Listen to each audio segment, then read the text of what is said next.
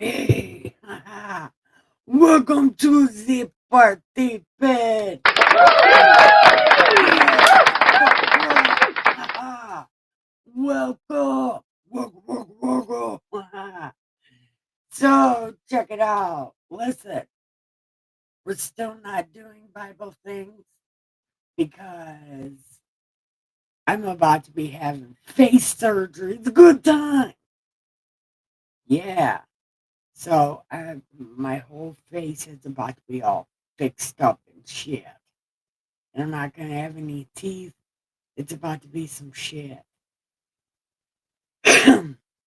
Yeah, yeah. Wait. Yeah. There you go. Ooh, whoa, whoa. Ah. Anyway, we're not doing Bible things because I'm not prepared. But what we are gonna do is watch this story. Well, we're gonna listen to it. And I am going to talk about it, you know, because that's is talk about things. So I'm gonna give you the thing. I'm gonna post. Where am I gonna post it at? Oh, I'm gonna post it right here. Right here, right here. I'm gonna post it right here. Okay. So yeah, that's if you want to watch it without me talking over it, there's the link to it. But in the meantime, in between time, we are going to listen to this story. So let's get to it.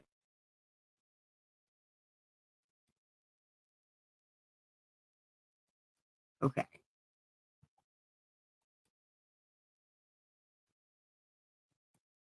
Where am I at? Right here. Okay. Wait.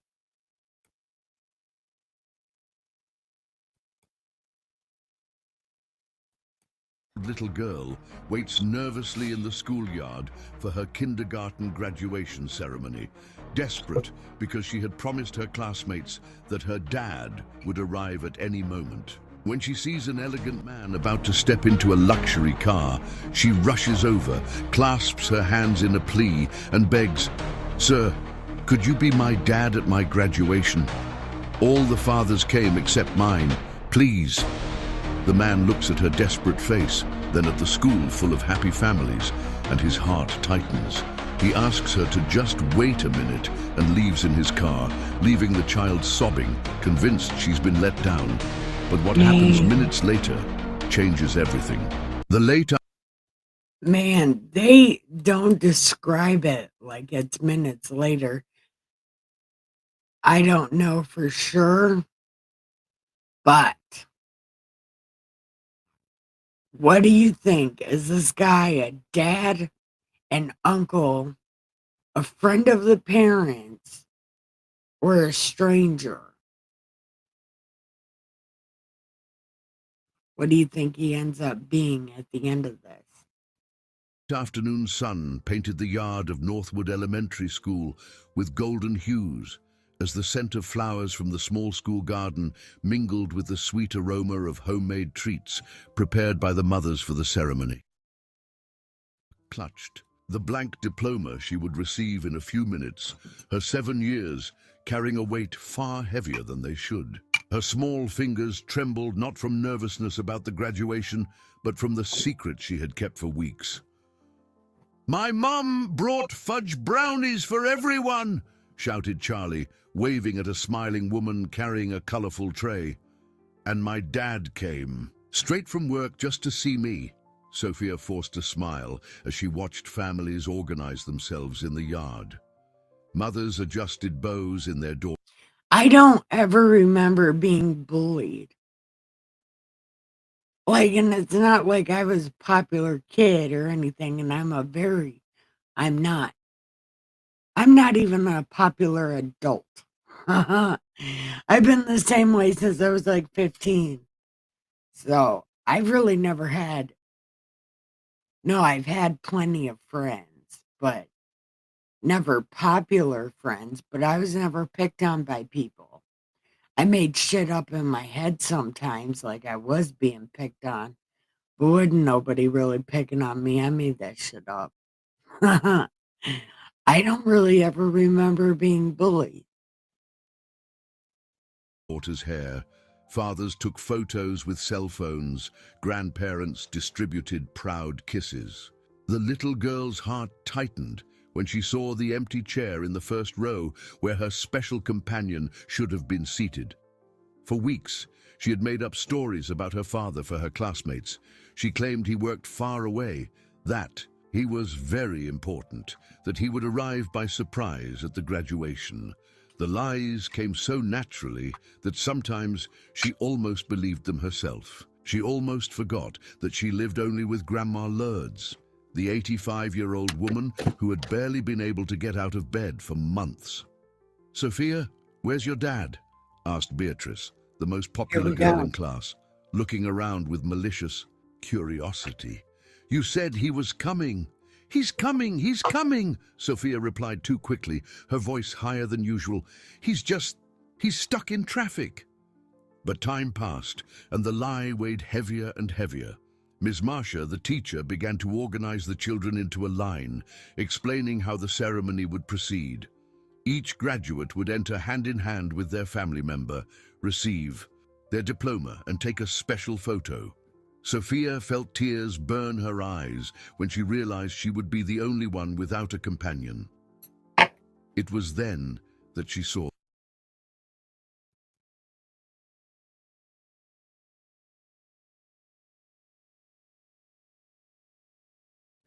I don't I don't remember anyone ever being teased for not having a parent.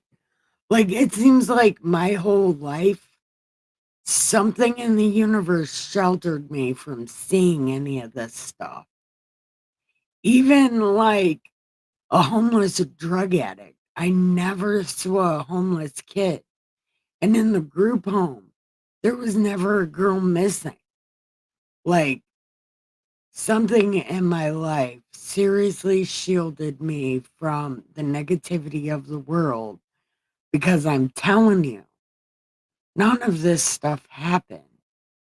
Like, where's a homeless kid been? I've never seen one other than me, and I was homeless on purpose. Eh, I don't know. Maybe it does happen, but I've never seen it. And I've never seen a girl go missing from a group home. So I don't, and I was in one of the most dangerous cities in the world. I was in Detroit, and I was homeless, and I ran to Detroit, and I didn't see anything like that. No, I don't know, but I never saw it, and I don't know. Or the man. Tall, elegant, wearing an impeccable grey suit that contrasted with his serious, distant expression. He walked briskly toward a gleaming black car parked right in front of the school. He seemed important, the kind of person Sophia imagined when she dreamed of a father. His grey hair was neatly combed, his shoes gleamed in the sun, and there was something in his posture that conveyed authority and success. Without thinking twice, Sophia broke from the line and ran toward him. Mister, wait!" she shouted, her sandals slapping on the hot asphalt.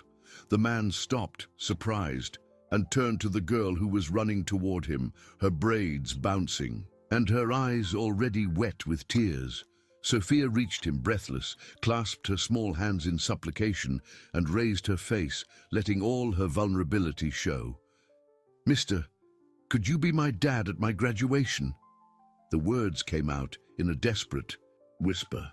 "All the other dads That's so came brave. except mine. Please." The man froze. There was something in those tear-filled brown eyes that hit him like a punch to the gut. For years, he hadn't allowed himself to feel anything. He had built such high walls around his heart, that he believed nothing could penetrate them. But there, a child completely vulnerable was pleading for something so simple yet so complex. I have to go, he mumbled, more to himself than to her. Sophia saw the hesitation in his eyes and clung to hope like someone clinging to a rope to avoid falling into an abyss. It's just a little graduation, mister, just so I'm not alone in front of everyone. Everyone has a dad except me. Her voice broke on the last word. I don't ever remember that being a big deal. Like, my parents never went to anything. I don't remember it ever being a big deal. The man looked at his car, then at the school, finally at the girl who had placed all her hope in the hands of a stranger. A silent battle raged within him, decades of emotional protection against a desperate plea from a child. "Wait here," he said finally, his voice hoarse. Oh, man. This poor little girl. "Just a minute." He got into the car and drove off, leaving Sophia standing there in the middle of the street, watching her last hopes recede with the black car disappearing around the corner. No Sophia way. returned to the graduation line with slumped shoulders and a broken heart. The other children were already being organized by Ms. Marcia, who efficiently checked names on her list with maternal care. The yard buzzed with activity. Mothers adjusted their children's clothes. Fathers tested cameras. Grandparents looked for the best spots to watch the ceremony. "Sophia, dear, where were you?" asked the teacher, noticing the girl's red eyes. "And your companion? You said your dad was coming." Sophia's throat closed up. The words refused to come out, caught in a knot of shame and despair. She just shook her head, unable to admit aloud that she had been rejected once again. The lie she had told for weeks now weighed on her shoulders like a giant stone. He left," she finally whispered, her voice almost inaudible. Ms. Marcia knelt down to the girl's height, her face expressing a mix of compassion and concern. She knew Sophia's situation, knew the difficulties the child faced at home with her sick grandmother. She had tried to contact Grandma Lourdes several times, but the old woman could barely answer the phone on her better days. "Don't worry, my love," the teacher said, stroking the girl's face. "You can walk in with me. I'll be your family today." But the children around had already noticed the situation. Whispers began softly, then grew like ripples spreading across a calm lake. "Sophia really doesn't have a dad," muttered Beatrice to a group of classmates. "I knew she was lying," added another boy. "My mum said she lives only with a sick old lady." "Poor thing," one of the girls feigned compassion, but her eyes sparkled with the typical malice of children who find This poor someone little more vulnerable girl. than themselves. Sophia felt her cheeks burn with humiliation.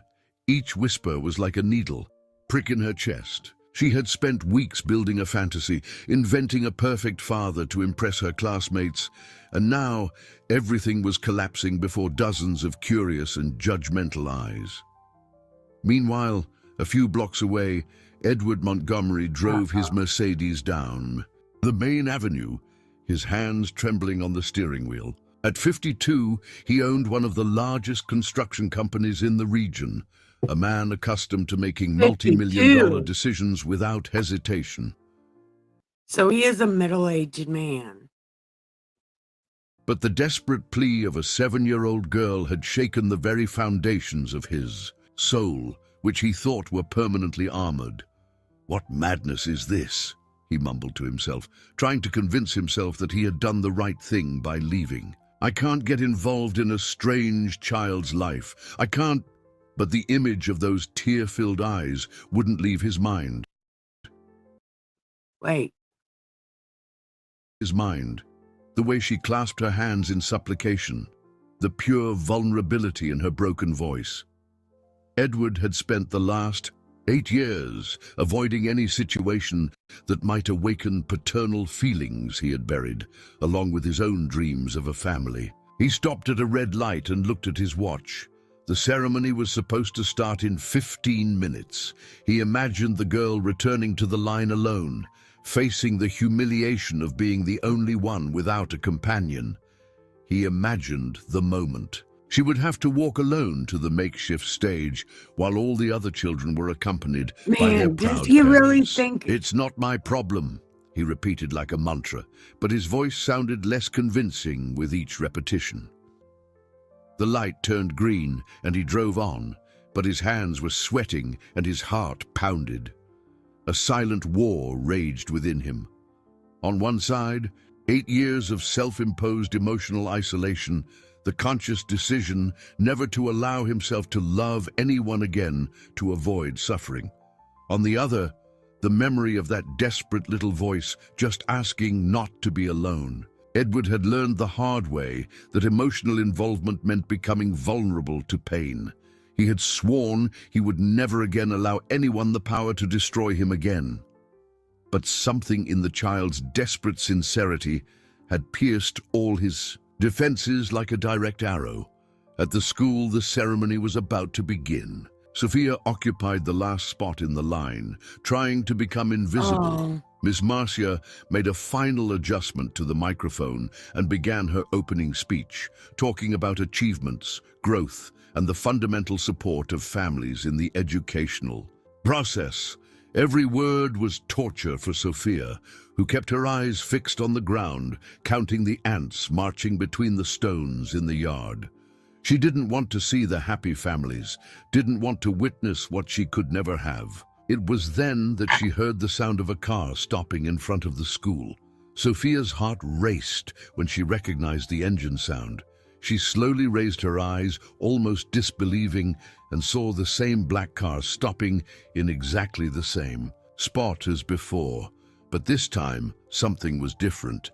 The man got out of the vehicle carrying a bouquet of colorful flowers that looked like something out of a magazine and an elegant box that Sophia couldn't identify from a distance. Conversations in the yard gradually quieted as adults noticed the arrival of the well-dressed stranger. Edward Montgomery walked toward the school with firm steps, but his heart pounded unevenly. In the last 15 minutes, he had stopped in 3 different places: a fancy downtown florist, a famous gourmet pastry shop, and finally in front of a gas station bathroom mirror where he tried to understand what madness he was committing. "Excuse me," he addressed Ms. Marcia, who observed him with evident curiosity. I'm Sophia's father." The words came out more easily than he How did he know her name? Did she tell him his name? Or did she tell him her name? How does he know her name? I don't know. expected, although a voice in his head screamed that he was lying to an educator. Sophia felt her legs weaken. He had come back. He used to lie to teachers all the time. The elegant man had really come back for her. "Oh!" The teacher smiled, clearly relieved. "How wonderful you could make it." Sophia was so worried. "She said you were stuck in traffic." Edward looked at the girl, who stared at him with a mix of gratitude and disbelief. Her eyes sparkled like stars, and for the first time that afternoon, a genuine smile illuminated her small face. "I apologize for the delay," he said, surprising himself with the naturalness of his own words. "I had to sort out some important things before coming." Sophia ran to him, and Edward instinctively knelt to be at the girl's height. For a moment, he thought she would hug him, but Sophia restrained herself, maintaining a respectful distance. There was something in her eyes that touched him deeply.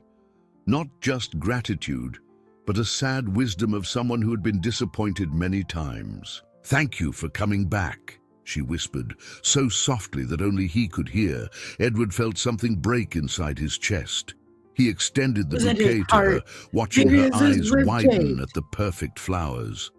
"These are for you, princess," to celebrate your graduation." The murmur in the yard increased. Some mothers exchanged curious glances, clearly impressed by the man's elegance and the obvious quality of the flowers. Edward noticed the attention they were attracting and opened the box of gourmet chocolates. "And these," he announced loudly, "enough for everyone to hear, are to share with all your classmates. After all, you're all graduating today." The reaction was immediate. The children approached with excitement when they saw the perfectly aligned gourmet chocolates in the luxurious box. These were treats most of them had never tasted, individually wrapped with tiny gold ribbons. "Holy cow, what fancy chocolate!" exclaimed Charlie, momentarily forgetting his manners. "Sophia, your dad is so cool," said Beatrice, who just minutes before had been whispering mean comments. Now her voice carried thinly disguised envy. Suddenly, Sophia was no longer the lonely girl without a family who caused pity. She had become the child whose father had brought the best gifts to the ceremony. The transformation was instantaneous and magical. Classmates who had ignored her now approached with interested smiles, wanting to know more about the elegant man who distributed imported chocolates. Edward observed everything with a mix of satisfaction and discomfort. He had bought those expensive treats on impulse without thinking about the consequences. Now he realized he had created a complex situation.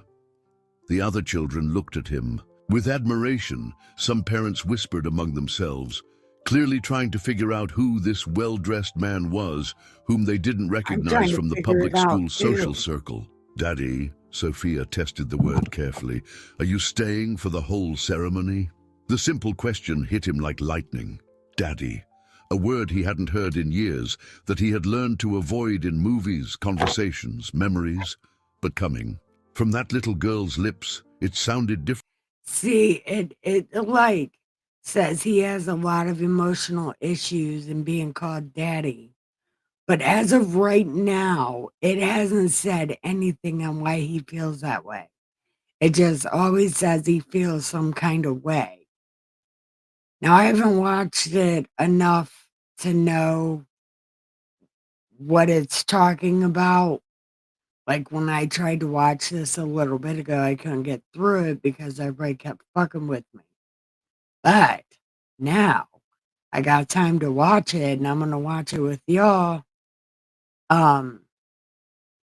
I still think he's a secret baby daddy. It's going to end up that he's a secret baby daddy. You know, he had sex with some chick and then she ran off because she was pregnant. So he's a secret baby daddy. It sounded like a possibility he had never considered.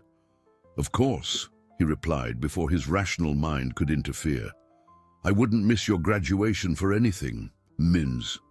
Marcia clapped her hands, getting everyone's attention. "Let's begin our ceremony. Families, please take your seats. Children, let's form a line for the processional." Sophia held Edward's hand with a confidence that surprised him. Her small, warm hand in his awakened sensations he had buried deep. For a moment, he allowed himself to imagine what it would be like if this were real, if she were truly his daughter, if this moment wasn't based on a desperate lie. But as they walked to their seats, Edward couldn't ignore the curious glances of the other parents, nor the growing feeling that he was getting involved in something much bigger than he had imagined. The solemn music played on the small school sound system echoed through the yard as the children formed an orderly line. Sophia was radiant, holding the bouquet of flowers as if it were the most precious treasure in the world. Beside her, Edward tried to process the surreal situation he was in, dressed in a suit at a public school, about to participate in the graduation of a child he had met less than an hour ago. "Ladies and gentlemen, dear families," Miss Marcia announced, into the slightly crackling microphone, "welcome to the pre-K graduation ceremony for our beloved kindergarten class." Applause echoed through the yard, decorated with colorful banners made by the children themselves. Edward noticed how simple everything was there, yet filled with affection. The decorations were handmade, the plastic chairs borrowed from the neighborhood church, the stage improvised with wooden planks. Even so, or perhaps because of it, there was an atmosphere of genuine celebration that he hadn't experienced in years in his sophisticated social circles. Now, we invite each graduate to receive their diploma from the hands of their special family member, the teacher continued. First, we call Beatrice Santos, accompanied by her mommy. Sophia squeezed Edward's hand as they watched Beatrice proudly walk to the stage with her mother. The woman, visibly emotional, handed the diploma to her daughter and posed for photos taken by relatives who squeezed in to get the best angle. Olivia Peterson, accompanied by her daddy. Edward observed the man in a mechanic's uniform, clearly straight from work, his hands still slightly stained with grease, but his eyes shining with pride. He had taken time off to be there, probably sacrificing half a day's wages to see his daughter receive that piece of paper that meant so much. Charlie Miller, accompanied by his grandma. An old woman with a cane slowly climbed the improvised steps, helped by her grandson. The boy patiently waited for her to balance before taking the diploma, then hugged her with a tenderness that made Edward swallow hard. Sophia Mendes, Miss Musher finally announced, accompanied by her daddy. Edward's heart pounded. There he was, being publicly announced as the father of a child he didn't know. But when he looked at Sophia, he saw such pure happiness in her eyes that any hesitation momentarily disappeared. They walked together to the stage. Sophia walked on her tiptoes, trying to look taller, while Edward felt the curious gazes of everyone present. Some mothers whispered among themselves, clearly trying to remember if they had seen this man before at school meetings. Ms. Marcia handed the diploma to Edward, who knelt to be at Sophia's Neil, height. hold on. The moment seemed suspended. Hey, Neil, how are you? We're watching this story because I get my mouth surgery, my face surgery. I get all that shit on the 16th. So I am doing this until I figure out what to do. Like when my teeth heal and stuff, like when my mouth and my face heals. I think I'm going to, I don't exactly know what I'm going to do, but I have an idea, but I'm definitely not going to be streaming for the first couple days. So I'm just watching these stories. So I hope you stay and watch this story with me. This girl asked a millionaire to be her dad for a day for her graduation of kindergarten. So this millionaire is pretending to be this girl's dad at a graduation ceremony for kindergarten. You know how you graduate kindergarten? Well, she's graduating kindergarten. And he's pretending to be her dad. Ended in time. He held the paper decorated with children's drawings. And also, he has emotional issues about not giving his heart out again. But it doesn't say what his it doesn't say what his issue is as of right now. Either he had a kid that died, or he had a girlfriend that was pregnant and she died. Something happened, and I don't know what it is. But it keeps mentioning that he has some kind of emotional issue with letting people in. But it has not said why yet. And handed it to her with a solemnity that surprised them both. "Congratulations, Sophia," he said, and his voice came out more emotional than he intended. "You earned this with a lot of hard work." Sophia held the diploma with both hands, as if it were made of crystal. Her eyes filled with tears of pure. Aw. Well, are you here for the night or are you just popping in and pressing like? But you could stay for this story. It's got an hour and like 10 minutes left. Happiness. For a magical moment, she truly felt like any other child. No, they're just different stories. But it's the same AI voice that reads all the stories. But this is a different story.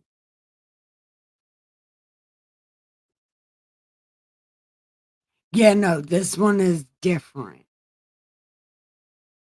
But it's the same YouTube channel, the same kind of story. Millionaire saves little girl, or millionaire saves twins.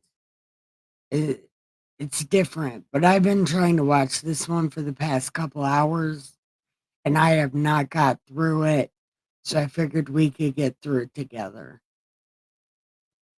There, loved, supported, celebrated.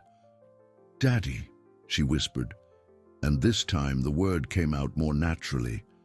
"Thank you for being here." The volunteer school photographer positioned them for the official photo. Edward placed his hand on Sophia's shoulder, feeling the fragility of her small bones under the simple but clean dress. She smiled at the camera. Okay. Well, if you are leaving, I love you so much and I miss you, and please feel free to stop in anytime. Press that like button. Yeah, I'm going to give you bone-crushing hugs. So if you're not going to bed, you get to sit next to me in misery. With a joy that radiated to everyone around, the flash fired, immortalizing that impossible moment. When they descended from the stage, they were surrounded by other families. Some mothers approached with curious smiles, wanting to strike up a conversation with the well-dressed man they didn't recognize. "We haven't seen you at parent-teacher conferences." No, and you never will, you sweaty-ass bitch. Why don't they mind their own business? Bitches need to mind their own business.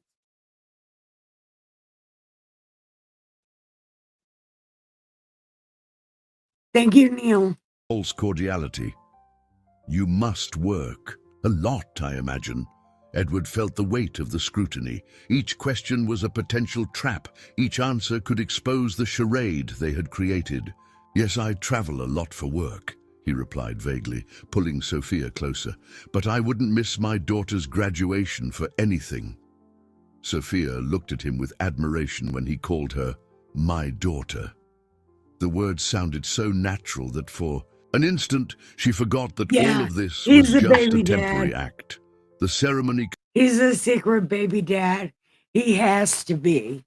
He has to be the secret baby dad. Man, if it's that natural, he has to be the daddy. Continued with a small community snack. Edward watched Sophia interact with her classmates, noticing how she had transformed since his arrival. The shy... And I appreciate the bone-crushing hugs because it weighs me down for stories like this because I want to fast forward because I've been trying to watch this for hours. I want to fast forward. I want to see what the ending is. Humiliated girl had become the center of attention, surrounded by children who wanted to be her friends. But he also noticed something more subtle. The way she looked at him from time to time, as if wanting to make sure he was still there, that he wouldn't disappear like a dream. There was a vulnerability in her eyes that went beyond the immediate situation, a deep need that single afternoon could not fill. When the ceremony officially ended and families began to disperse, Edward realized that the moment of truth had arrived. Sophia approached him, still holding the diploma and the flowers. but her expression had changed. The glow of happiness was still there, but mixed with something that looked like fear. The schoolyard was almost empty when Sophia finally mustered the courage to approach Edward. He was putting his cell phone back in his pocket after taking a quick call from the office, trying to maintain appearances of normality on a day that had been anything but normal. "Mr. she began, then quickly corrected herself. "Daddy, can you take me home?" The simple question carried a weight Edward hadn't anticipated.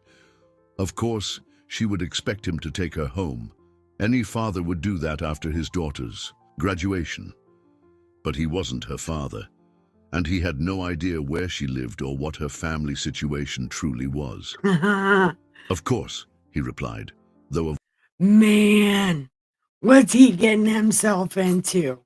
This is where I stopped watching all 572 times. So what is he getting himself into? Man, where does this little girl come from? Let's find out. a voice in his head screamed warnings. "Where do you live?" Sophia hesitated, looking down at her feet. Her simple sandals contrasted dramatically with Edward's Italian shoes. She knew the moment of truth had arrived, that she could no longer maintain the fantasy she had created. It's bedtime. It's kind of far from here," she murmured. "At the very edge of town, past the old gas station. Oh my There's a little God. dirt road. What's he getting It's into? there." Edward nodded, trying to appear natural. "All right, let's go in my car." The black Mercedes drew even more attention as they approached it. Sophia had never been in such a luxurious car. The leather seats smelled new, the dashboard gleamed, and there were buttons she couldn't even imagine the purpose of. She settled into the passenger seat, driving down holding the the street, diploma and flowers everybody like gonna be talking talismans. shit, For the especially first if few it's minutes like of the drive, they maintained a comfortable silence. Edward drove slowly, following Sophia's whispered directions. As they moved away from the city center, the streets progressively became narrower and more run down. Large guy. houses gave way to simple constructions, then to wooden and tin shacks. "Mr." Sophia broke the silence suddenly, her voice tiny. "I need to tell you something." Oh shit, what do you think she's gonna tell him? I have a picture of you. Look, I drew a picture of you. What do you think her secret's gonna be? Man. Why does a girl like this have secrets? Edward felt his stomach clench. There was something in her tone that foreshadowed an important revelation. "Go ahead," he encouraged, keeping his eyes on the bumpy road. I lied to you." The words came out in a whisper laden with guilt. "I don't have a dad. I never have. I live only with Grandma Lourdes, but she's not my real grandma. She found me when I was a tiny baby and raised me." Edward pulled the car over to the side of the road. He needed to process that information, looking I bet he at does. her. He's like the fuck. Sophia shrank into the seat, expecting to be rejected again. Yeah. "Grandma Lourdes is very sick," she continued, tears starting to stream down. "She can barely get out of bed. Sometimes she can't even make me food. I'm the one who takes care of her, brings her water, tidies up the house." The image Edward had mentally constructed began to unravel. He had imagined a simple but structured family, not a 7-year-old child alone caring for an elderly, sick woman. "Everyone at school has a mom and dad," Sophia sobbed. "I invented that I had an important dad who traveled a lot. I invented..." See, I think that too. I think that too, because these millionaires fall in love with these little kids. It's like, what happens when they're older? Like, is it gonna end up being like some Woody Allen shit? Like you marry your adopted daughter instead of stepdaughter? Like, what happens? I don't know. But these millionaires, they have a lot of pull, It seems like, and they can just get custody of these kids, lickety split, lick, lickety, lickety split, right? It's crazy. But I don't know what happens on this one. And the other thing is, why aren't any of these mothers of these little kids, why aren't they like, are you a pedophile? Like, you're stalking my daughter. You're a pedophile, right? And none of them ever ask it. So many stories that sometimes even I believed them, but when I saw you there, so elegant, I thought you could pretend to be my dad just for a little while, just so I wouldn't be embarrassed at graduation. Edward felt as if someone had squeezed his lungs. The responsibility of what he had done hit him with full force. He hadn't just participated in an innocent charade. He had become part of the life of a child who was clearly in a vulnerable situation. Sophia, he said Yeah, you just got manipulated by a 5-year-old, dude. carefully, where exactly do you live? What's your house like? It's a shack, she admitted, shame evident in her voice. It leaks when it rains. Grandma Lourdes sleeps on an old bed, and I sleep on a bed she made with crates and a thin mattress. There's no water inside the house. I get it from the community spigot around the corner. But Grandma Lourdes loves me very much, and I love her too. The last sentence was said with a fierce pride that touched Edward deeply. Even amidst extreme poverty, Sophia spoke of love with absolute certainty. Why didn't you tell the school? The teacher? He asked.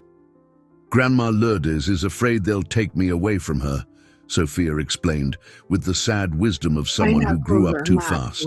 She says, some people don't understand that love doesn't need a signed paper, so I never tell anyone she's sick, that sometimes there's no food, that I'm the one who takes care of her. Edward remained silent for long minutes, absorbing the magnitude of the situation. A 7-year-old child living in precarious conditions, caring for a sick elderly woman, keeping secrets to protect the only family she knew. Yeah, just wait till our neighbors find out you're taking care of her and watch how jealous they get. Watch how jealous these grown-ass adults are going to be of this little girl. Yeah, that's why you can't stay in the ghetto if you have money, because then you get enemies because you're trying to make shit better. And that's how you make a whole neighborhood of people jealous of you. You get something they don't. It's like, bitch, go somewhere. But no, they'll beat you in your head if you tell them about themselves. Look, the ghetto is a terrible place to be. If you get money, get out of the ghetto. And he had gotten involved in all of this on impulse. Sophia, he finally said, will you show me where your house is? She nodded, wiping away tears with the back of her hand. Are you going to leave after you see where I live? She asked with a vulnerability that broke his heart. Edward looked at that brave little girl who had faced the world alone for so long, who had risked everything in a desperate plea to a stranger, and felt something stir in his chest, something he had sworn never to feel again. I don't know, he replied honestly, but first... See what I'm saying? It always like alludes to him having some kind of emotional disorder, but it never says what it's from or why. I need to meet Grandma Lourdes. I need to truly understand your situation. Sophia smiled for the first time since she began her confession. She'll like you, she said with conviction.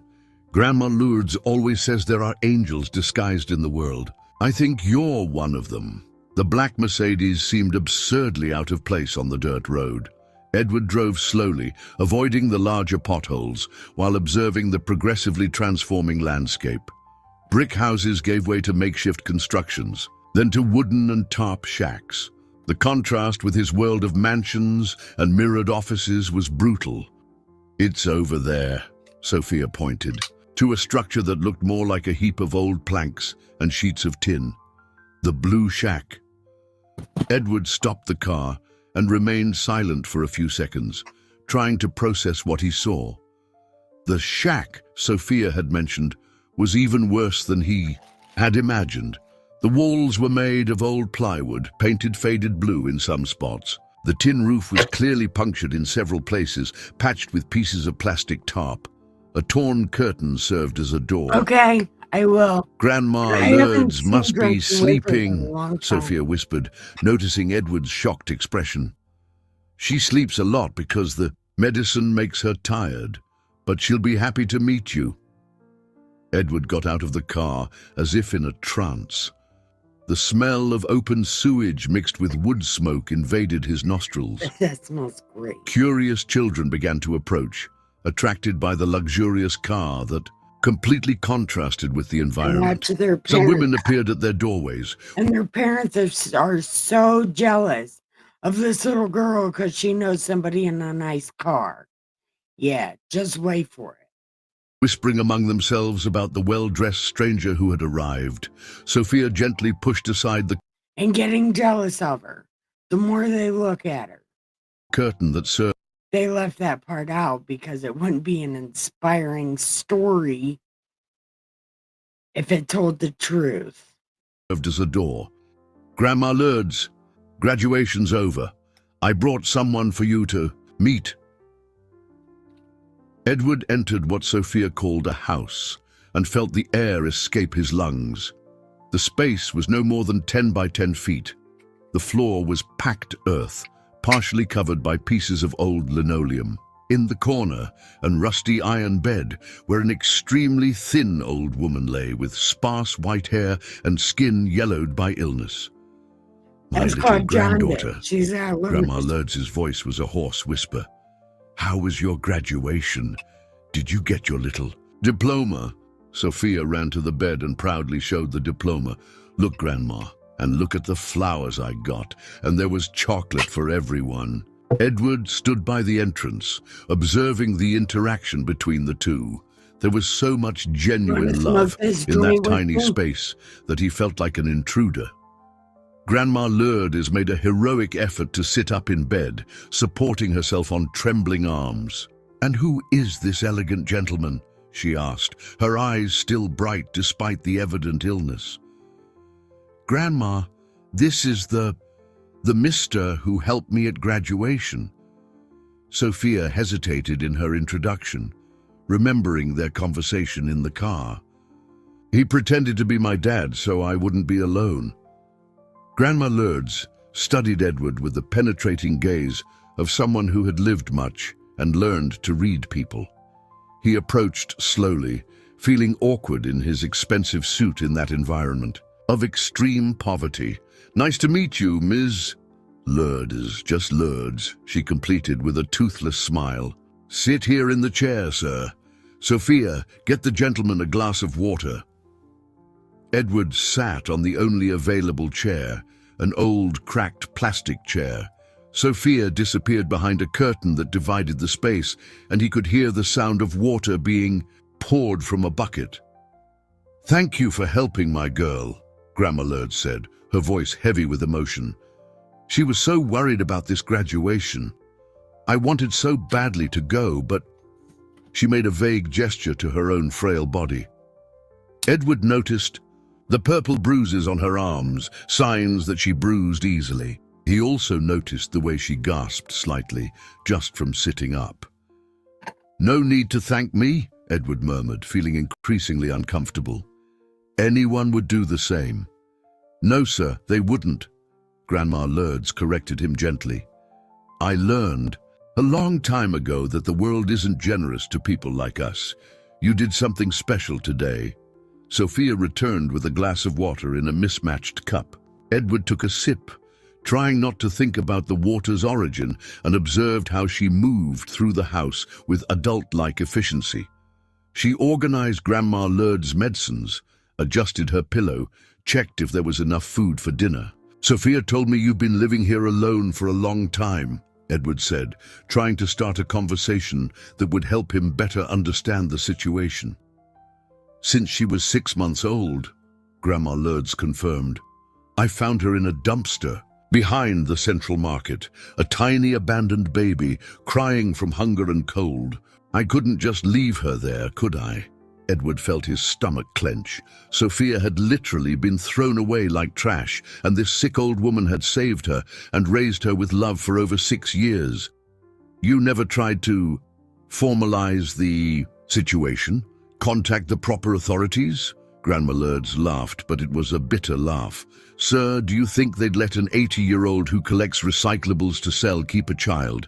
They'd take my Sophia to a group home in a heartbeat. Better she stay here with me, with little but with much love, than there with good food but no affection. Edward looked around again, trying to imagine Sophia growing up in that environment. He saw the makeshift bed she had mentioned, made of produce crates covered with a thin mattress. He saw the scarce toys, but carefully organized. He saw the walls decorated with drawings Sophia had made at school. And now? He asked, though he feared the answer. How are you managing? The silence that followed was eloquent. Sophia stopped tidying the medicines and looked at Grandma Lourdes, who sighed deeply. It's hard, sir. Very hard. I can't work anymore, and the money I had saved ran out with the medicine. Sophia is too young to work, but she helps me as much as she can. Sometimes neighbors give us something, but everyone here is in need. Edward felt as if he was being sucked into an emotional whirlpool. He had entered that house as a stranger, doing a one-time favor, but with each passing minute, he realized he was facing a situation that demanded much more than his presence at a school ceremony. Sophia approached him, still holding the diploma. Mister, thank you so much for helping me today. It was the happiest day of my life. And Edward knew at that moment that he couldn't simply leave and pretend that none of this had happened. Edward spent the entire night awake in his 3,000-square-foot penthouse, looking at the illuminated city through the floor-to-ceiling windows. The contrast between his luxurious apartment and Sophia's shack tormented him.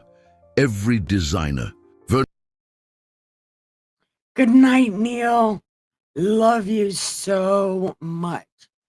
Give your sheets the best ass of your life and give your pillow double head. Love you. Sweet dreams.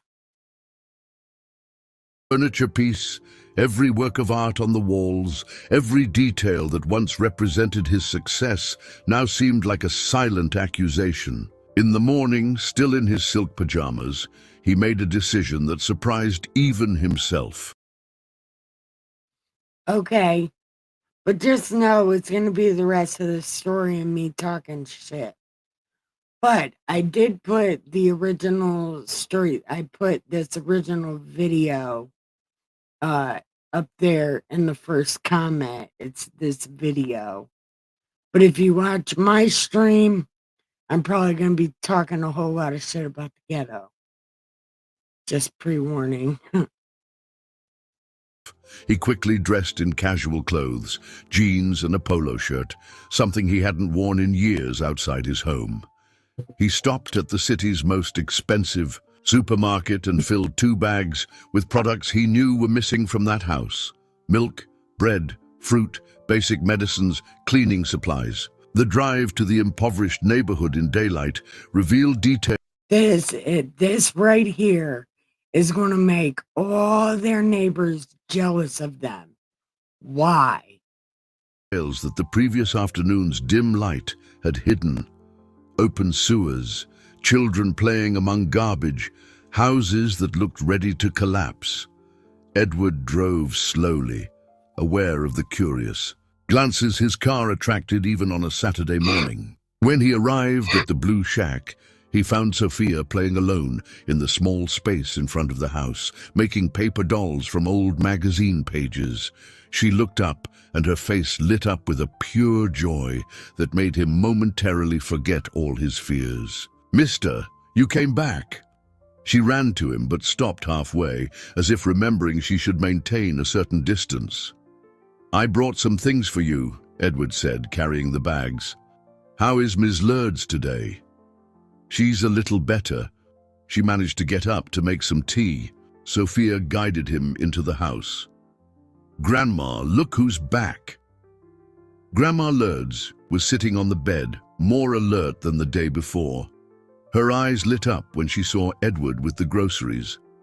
"Sir, you didn't have to," she began, but her voice choked when she saw the quantity of items he had brought. Edward began taking products out of the bags, and Sophia exclaimed with joy at each item. Fresh fruits she hadn't seen in months, whole milk, soft bread, even some sweets he had impulsively included. "This will last a long time," exclaimed Sophia, hugging a box of colorful cereal as if it were a treasure. But Edward knew it wouldn't last. Those groceries would solve the problem for a few days, maybe a week. And then? Would he come back with more bags? How long could he sustain that situation? "Ms. Lourdes," he said, kneeling beside the bed, "have you considered seeking official help, social programs, proper medical assistance?" The old woman's face immediately hardened. "Sir, I already explained yesterday. If I show up at agencies asking for help, they'll want to know about Sophia's situation. They'll find out she's not officially my granddaughter, that she doesn't have proper documents, that she lives here with me without anything regularized. They'll take her away." Edward felt a knot in his stomach. The situation was even more complex than he had imagined.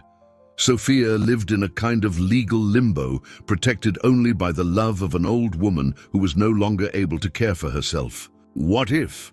he began, then stopped. What he was thinking was absolute madness. "What if what, mister?" Sophia approached, noticing his hesitation.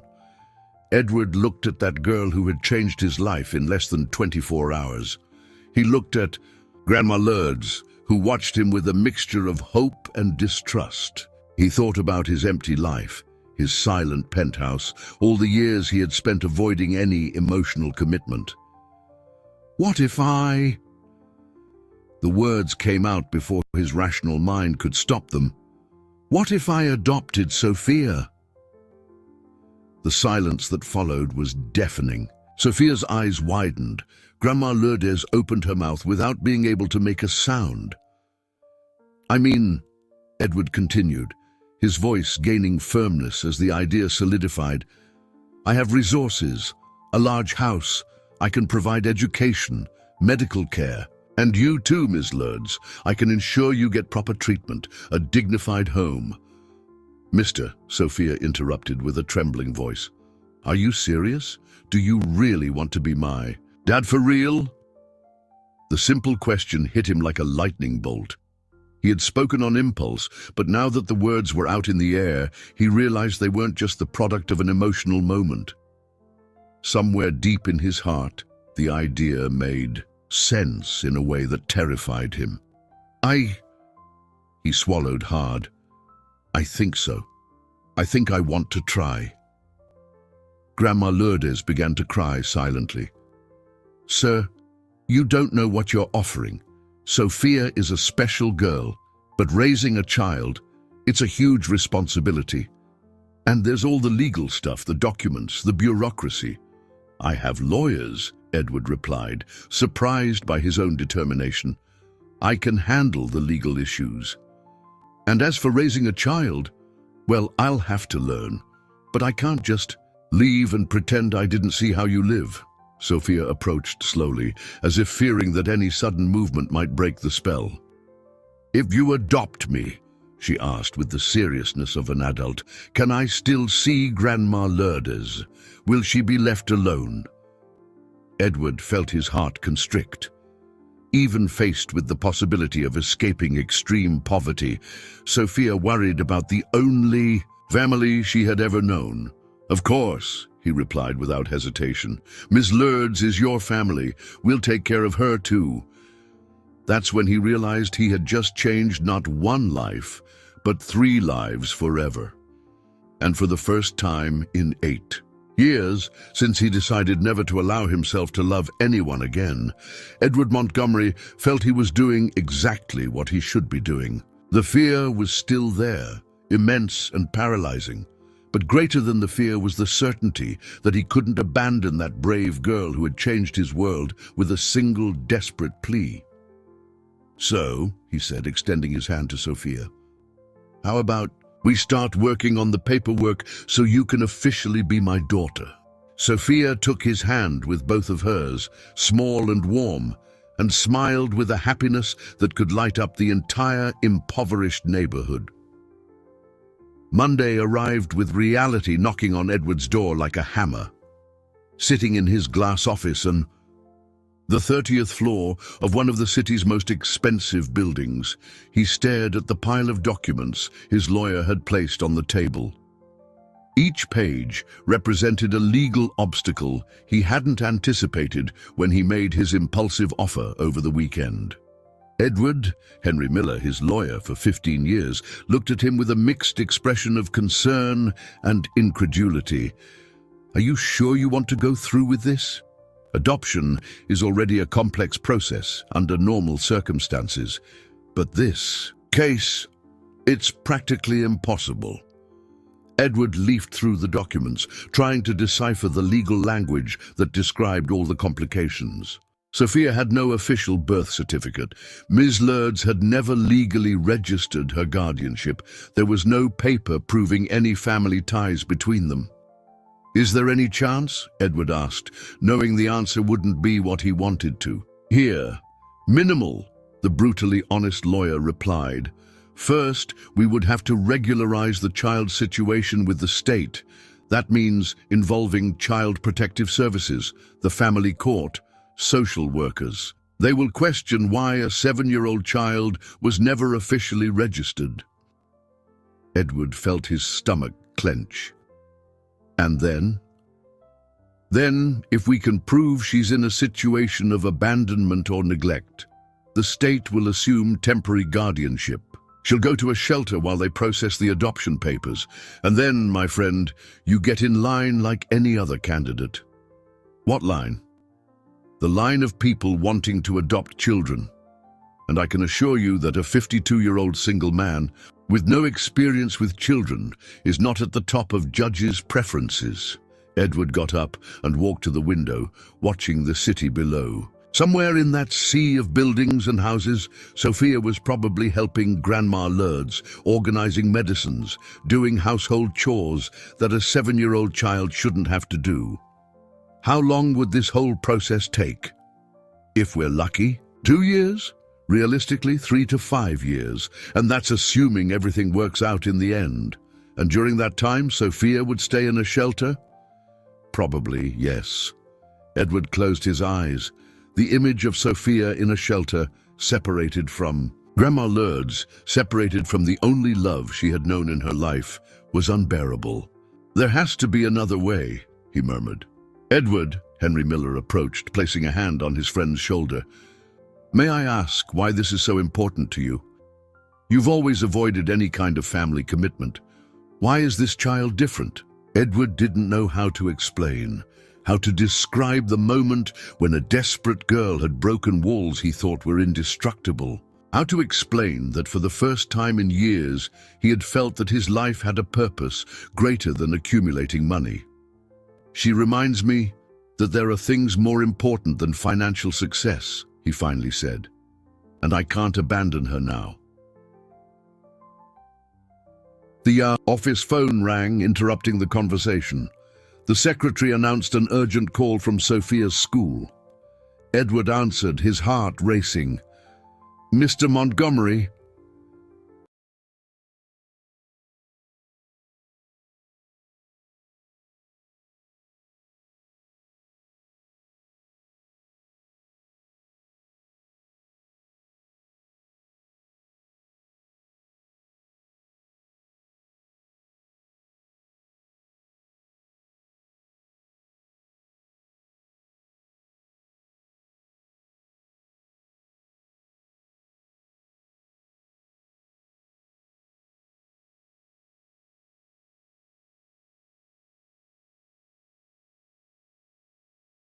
It was Ms. Marsh's voice, but it sounded different, worried. "I need to speak with you about Sophia. She didn't come to school today." What do you mean she didn't come? We called the number on her file, but no one answered. She never misses classes, sir. We're concerned. Edward hung up the phone and grabbed his car. Keys before even explaining to the lawyer. 20 minutes later, he was rushing down the dirt road toward the blue shack, his heart pounding. He found Sophia sitting outside the house, crying silently. When she saw him, she ran into his arms as if he were her only salvation. "Mister! Grandma! Lourdes isn't able to get out of bed today. She's very weak and I don't know what to do." Edward entered the house and saw Grandma Lourdes in a much worse state than on previous days. Her breathing was labored, her lips had a worrying bluish tint, and she could barely open her eyes. "She needs to go to the hospital," he said, more to himself than to Sophia. "But she doesn't want to go," Sophia sobbed. "She says if she goes to the hospital, they'll find out about me. They'll take me away." Edward knelt beside the bed and held Grandma Lourdes's trembling hand. "Miss Lourdes, you need medical care. I promise I will take care of Sophia." The old woman's eyes opened with effort. "Sir, if I go, take care of my girl. Don't let them take her." "I promise," Edward said. And for the first time in his life, a promise completely terrified him. He called a private ambulance, using his contacts I bet this did scare the shit out of him. to ensure discretion. Then we're going to find out how jealous the neighbors get, because there's money going in there, but it's not going to them. And now they're going to talk all kinds of shit. Yeah. They're going to start sucking their teeth. And, man, they're too prissy for us. Yeah. Yeah. They're going to turn their negative internal feelings into targets that they're going to paint on that little girl's back because they're jealous and can't do shit for themselves. While they waited, he held Sophia in his arms, feeling her tremble with fear and exhaustion. "Mister," she whispered, "if Grandma Lourdes leaves, will I really be alone?" Edward looked at that brave girl who had carried responsibilities too heavy for her age and made a decision that would change everything. "No," he said with a firmness that surprised even himself. "You will never be alone again, I promise." But as the ambulance drove away with Grandma Lourdes, Edward knew he had just promised something he might not be able to keep. The legal obstacles were just the beginning. From now on, he would have to fight the entire system to keep Sophia safe. And he didn't even know where to begin. With Grandma Lourdes hospitalized, Sophia spent the first night of her life in Edward's penthouse. She walked through the immense rooms, as if in a museum, delicately touching expensive objects, whispering "wow" at each new discovery.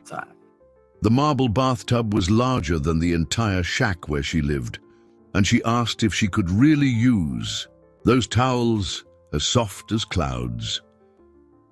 Edward prepared the guest room for her, but when he went to check if everything was all right, he found Sophia curled up in an armchair in the living room, looking out the giant window. "Can't sleep?" he asked, sitting beside her. "It's very different here," she murmured. "Very quiet. In our house, there's always noise from the neighbors, children playing, dogs barking. Here it's too quiet. It makes me think about Grandma Lourdes, alone in the hospital." Edward felt a pang in his chest. He had become so accustomed to the luxurious silence of his life that he had forgotten how haunting it could be for a child used to the warmth of community. "How about we call the hospital to see how she's doing?" Sophia's eyes lit up. The call brought good news. Grandma Lourdes was stable, responding well to treatment, and could receive visitors the next day. The next morning, Edward had to take Sophia to school before going to work. The comments began the moment they stepped out of the Mercedes in front of the gate of Northwood Elementary School. "Girls, look," whispered one of the mothers to her friend. "It's that rich man again, and the girl has new clothes." Sophia was indeed different. Edward had insisted on buying some basic clothes for her, and now she wore a simple but good quality dress, new shoes, and a backpack that wasn't patched with duct tape. "Good morning, Miss Marcia," Edward greeted the educator, who welcomed him with a relieved smile. "It's good that Sophia is well. We were very worried yesterday. How is her grandma?" "Hospitalized but stable," Edward replied. "Sophia will stay with me while Miss Lourdes recovers." The teacher nodded, but Edward noticed a flicker of curiosity in her eyes. Other mothers approached, feigning casual conversations, but clearly interested in the situation. "What a coincidence that you showed up just when Sophia..." Them bitches want to get laid. Yeah. They want to get laid. "His family needed it most," one of them commented, with a smile that didn't reach her eyes.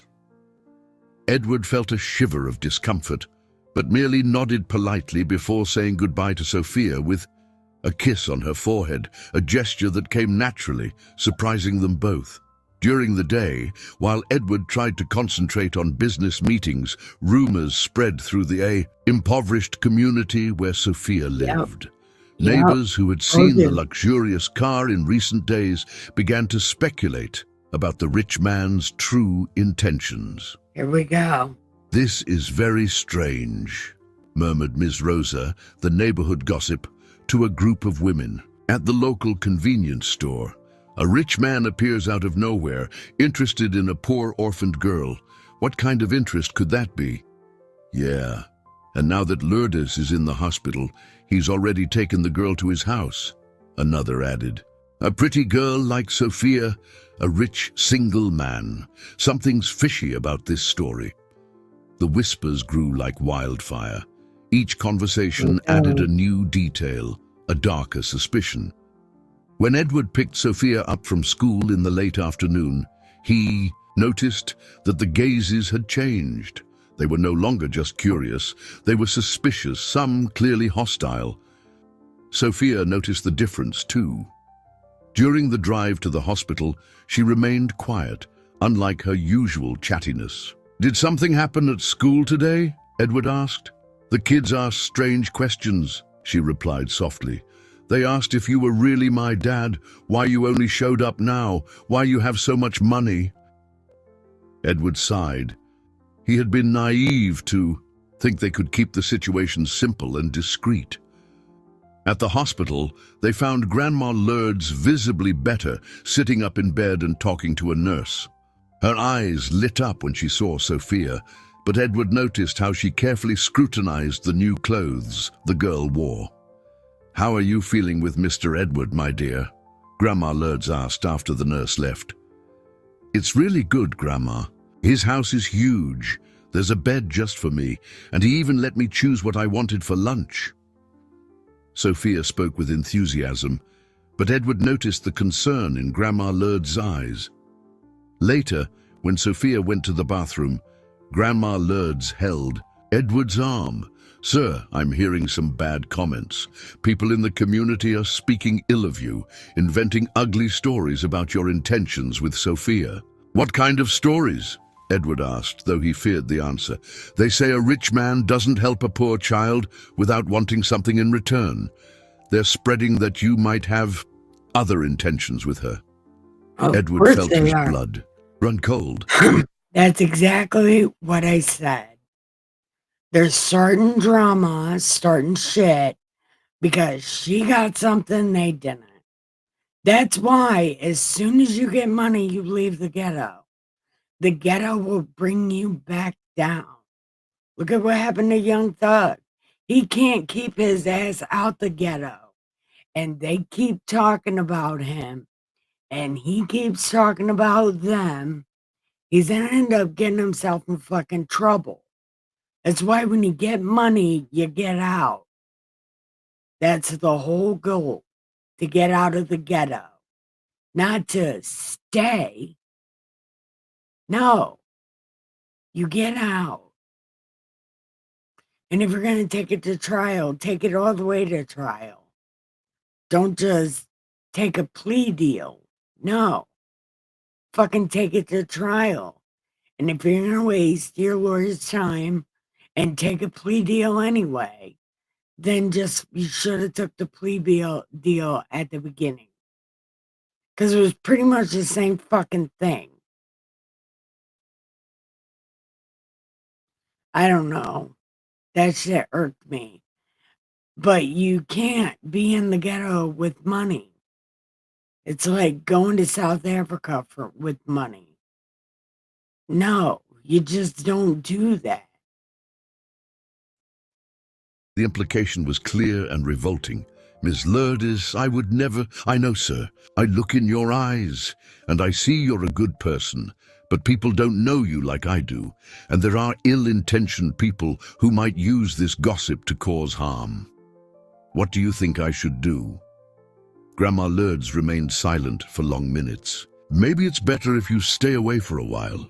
Let things cool down. When I leave the hospital, things will go back to normal, and the comments will stop. Edward looked out the hospital window, seeing Sophia play in the small garden she had discovered. The girl laughed for the first time in days, chasing a butterfly, and he realized he couldn't simply disappear from her life. I can't do that, he said finally. I can't abandon her now. If people want to talk, let them talk, but I won't run away. Grandma Lourdes nodded slowly. Then be prepared, sir, because when gossip spreads in a community, it can turn into a snowball. And sometimes that snowball turns into an avalanche. Edward didn't yet know how prophetic those words were. The call came on Thursday morning, while Edward was trying to teach Sophia how to use the penthouse intercom so she could safely play in the building's playground. The formal voice on the other end of the line made his stomach drop. Mr. Edward Montgomery, this is Carla Jenkins from Child Protective Services. We've received some anonymous reports about a minor who is allegedly under your care. We need to schedule a visit to verify the situation. Edward closed his eyes, feeling the world collapse around him. Ms. Lourdes' words about the avalanche echoed in his mind. What kind of reports? He asked, trying to keep his voice steady. I'd prefer to discuss this in person. Can we schedule it for this afternoon? It's a situation that requires urgency. 2 hours later, Edward waited in his penthouse living room, beside Sophia, who was playing with a new jigsaw puzzle he had bought. She didn't know what was happening, and he didn't have the heart to explain that strangers were coming to question her about her life. The doorbell rang and Sophia ran to open it, but Edward gently held her back. Let me get it, Princess. These are people who came to talk with us. Carla Jenkins was a middle-aged woman with a serious expression and a folder full of papers. She was accompanied by a younger man who introduced himself as a social worker. Both observed the luxurious penthouse with professional glances, jotting down details on their clipboards. Sophia? Carla addressed the girl in a gentle yet formal voice. I'm Carla, and I'm here to talk with you for a little while. Is that okay? Sophia looked at Edward, who nodded. Wow. Well, why did he... Why did he say that so loud? I don't know. But he said that way fucking loud for no reason.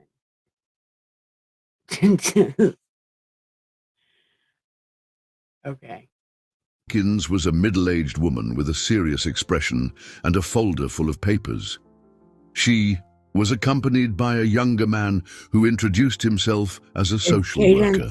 Both observed the luxurious penthouse with professional glances, jotting down details on their clipboards. Sophia? Carla addressed the girl in a gentle yet formal voice. I'm Carla, and I'm here to talk with you for a little while. Is that okay? Sophia looked at Edward, who nodded. Oh, it's like she's yelling across the house. Why'd he get so loud? He got so loud for no reason. Wait. Nodded encouragingly, though his heart was pounding. Can you tell me how you met Mr. Montgomery? Carla asked, sitting down at the child's height. He helped me at my graduation, Sophia replied sincerely. I asked him to pretend to be my dad because I didn't have anyone to go with me. And after the graduation, what happened? He came to my house to meet Grandma Lourdes. He brought food and medicine for us. When Grandma got sick, he took her to the hospital and said he would take care of me. Edward realized how Sophia's innocent answers could sound suspicious to wary ears. A child being helped by an unknown rich man, taken to a luxurious penthouse after her only relative was hospitalized. Sophia, Carla continued, has Mr. Montgomery ever done anything that made you uncomfortable? Anything that seemed strange to you?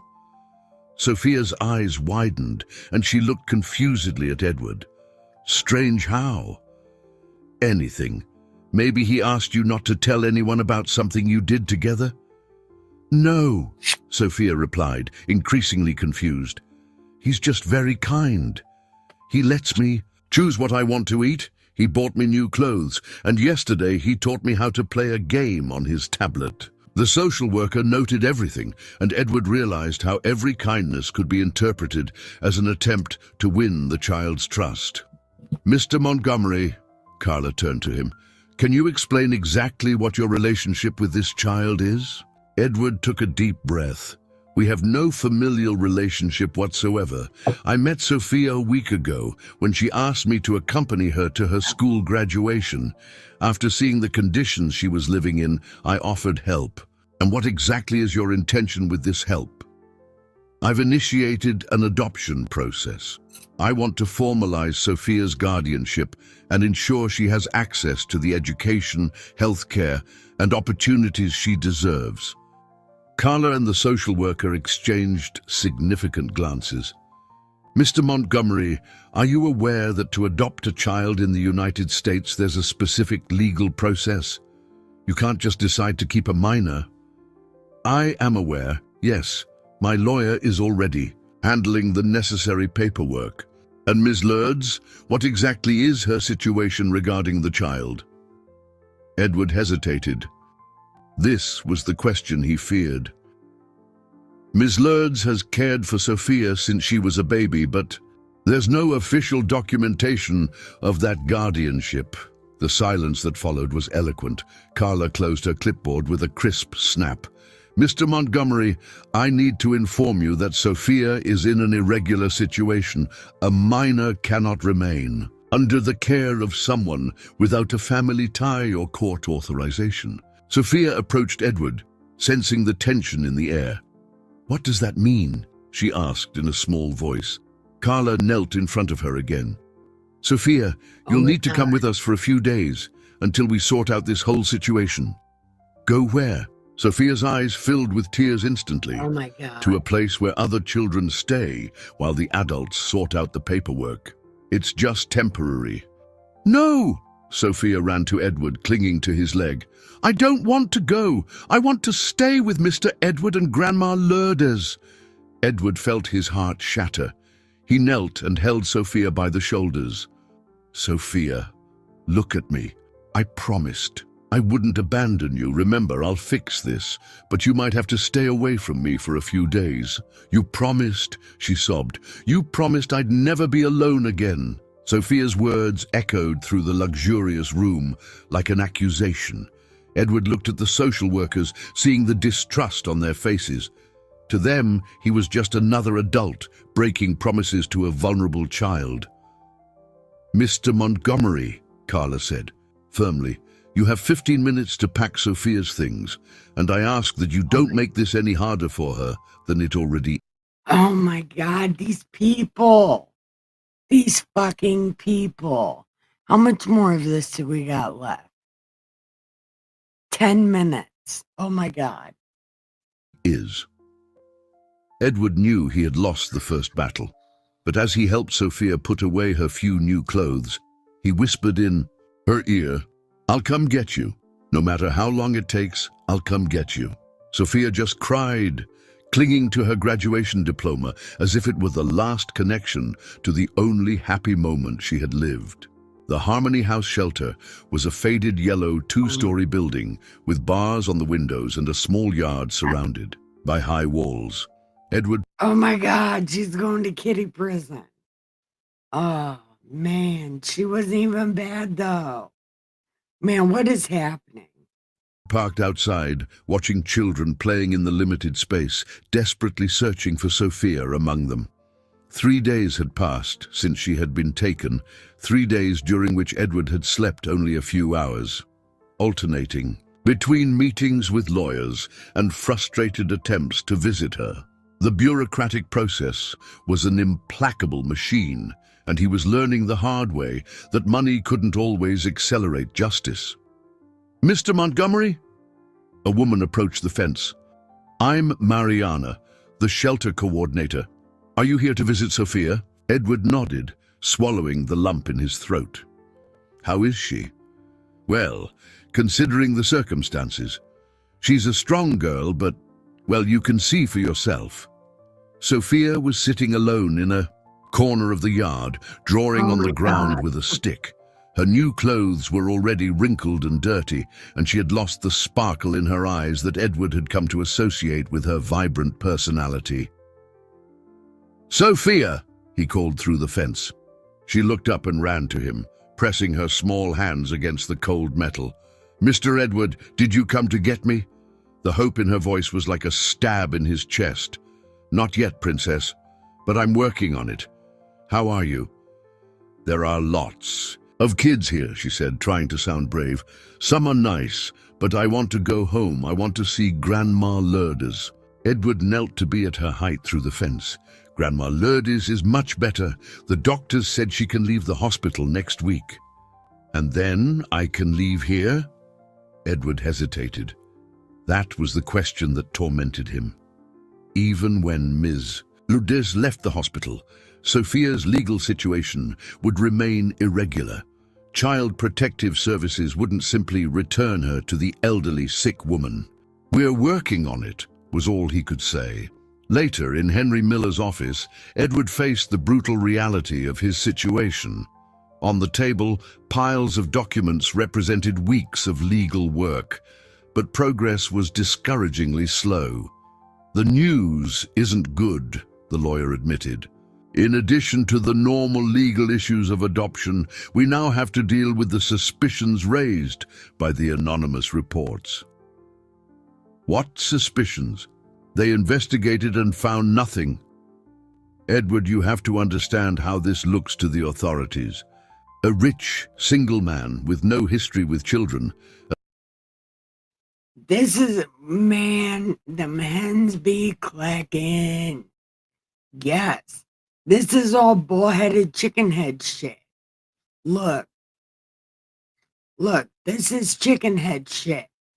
When you get something they don't, they turn on you immediately. That's why you have to GTF out the ghetto.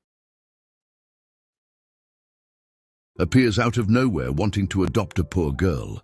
Some judges will question your motivations, regardless of whether you're innocent. Edward got up and began pacing. "So what are you telling me, that I should give up?" "I'm saying we need a different strategy. And perhaps we need to consider some concessions." "What kind of concessions?" Henry Miller sighed deeply. "And there's a possibility you could get temporary guardianship initially.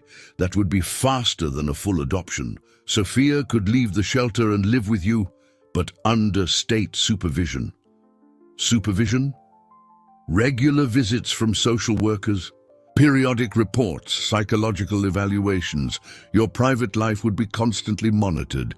Edward stopped pacing. The idea of having strangers invading his home regularly, questioning every interaction with Sophia, judging every parental decision, was suffocating. But the alternative was to leave her in the shelter indefinitely. How long would this supervision last?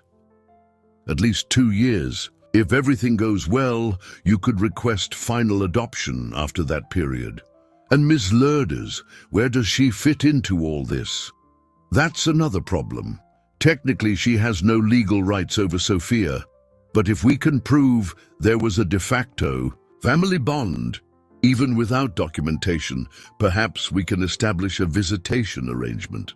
Edward returned to the window, looking at the city stretching to the horizon.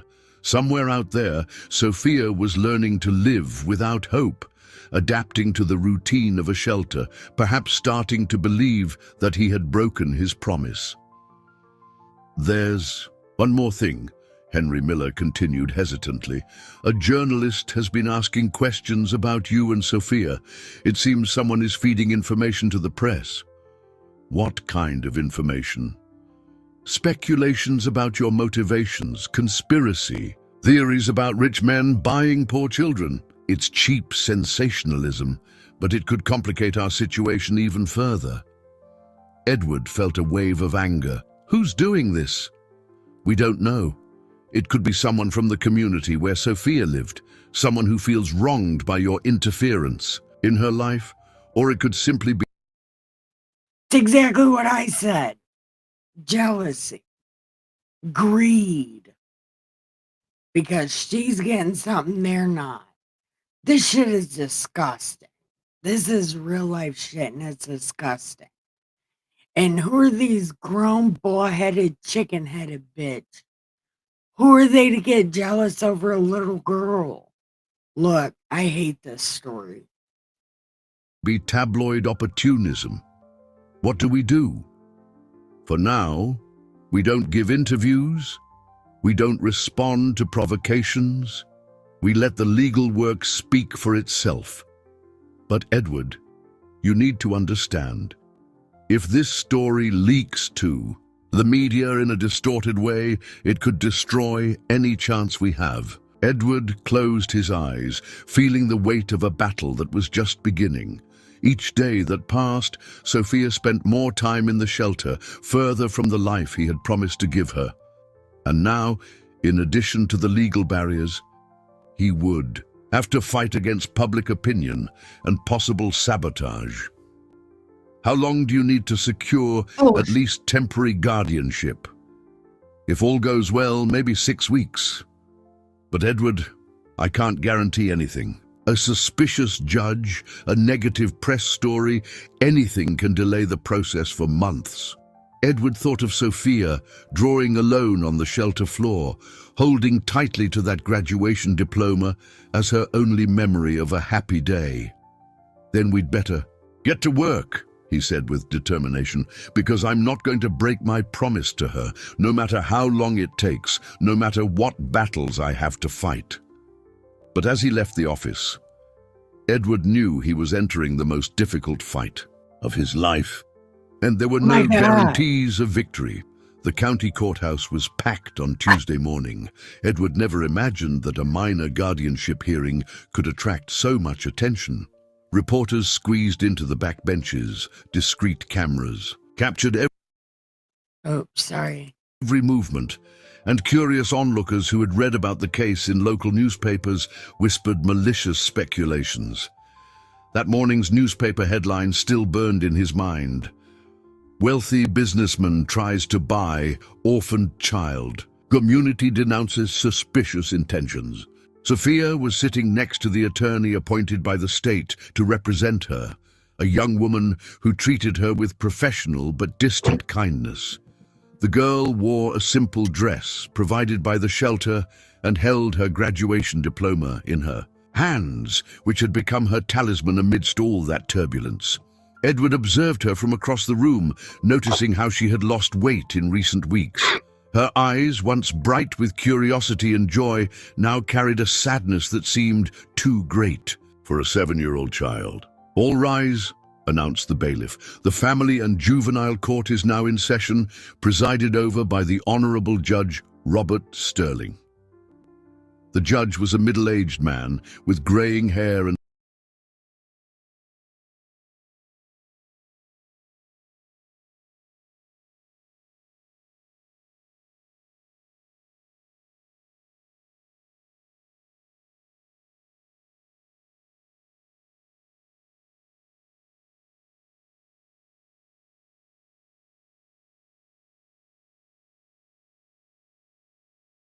and a serious expression that revealed nothing of his intentions.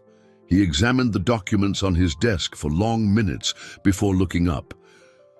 "We are here to decide on the situation of the minor Sofia Mendes, currently under state custody," he began in a firm voice. "Mr. Edward Montgomery requests temporary guardianship of said minor, claiming intent for future adoption." Edward rose when called, feeling the weight of all eyes on him. "Your Honor, my intention is genuine. I want to offer Sofia a stable home, quality education, and all the love a child deserves." "Mr. Montgomery," the judge interrupted him, "you are 52 years old, single, with no prior experience with children. Why specifically this child?" The question echoed through the silent courtroom. Edward took a deep breath, knowing his answer could determine Sofia's future. "Your Honor, Sofia taught me something I had long forgotten. She showed me that there is something more important than professional success or material wealth. When she asked me for help that afternoon, I saw in her eyes a courage and a determination that deeply touched me. She wasn't asking for money or gifts. She was just asking not to be alone at an important moment in her life." The judge made notes in his notepad. "And are you aware of the responsibilities this entails?" "Completely aware, Your Honor. And I am prepared to dedicate my life to being the father Sofia deserves." It was then that the prosecutor rose. District Attorney Eleanor Vance was known for her rigorous stance in cases involving minors. "Your Honor, we cannot ignore the suspicious circumstances of this case. A wealthy man appears out of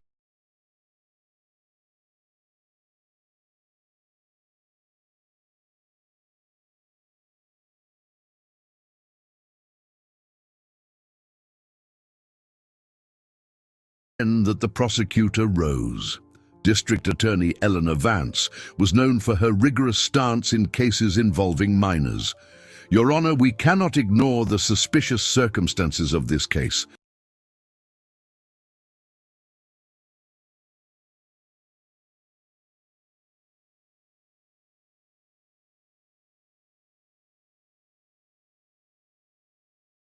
A wealthy man appears out of nowhere in the life of a vulnerable child, offers expensive gifts, takes her to his luxurious residence.